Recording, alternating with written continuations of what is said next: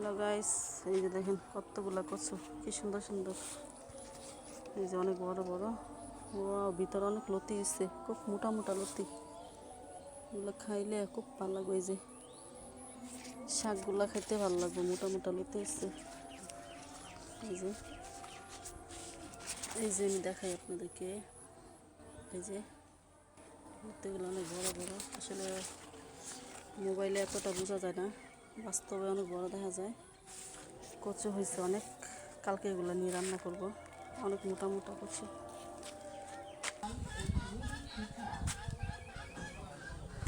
এই যে দেখেন কত কচু গাছ। আসলে এই লাল কচুগুলো খাইতে অনেক ভালো লাগে, অসম্ভব মজা। লতি হয়েছে, চিপা চিপা লতি হয়েছে, প্রত্যেকটা গাছে অনেক লতি। এই যে দেখেন, এগুলো দিয়ে শাক রান্না করলে বা পাতাগুলো দিয়ে ভর্তা করলে অনেক মজা লাগে। এই যে কত সুন্দর সুন্দর কচু। এই যে এই গাছটা বেশি মোটা।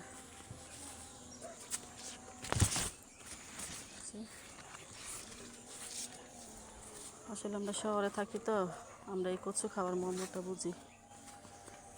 আর গ্রামে যারা থাকে তারা এগুলা শাক সবজি খাওয়াটা বুঝে না। আমরা কিনে খাই, অনেক টাকা দিয়ে কিনে খাই, আর গ্রামে তো নষ্ট হয়, তারা বুঝে না কত যে মজা।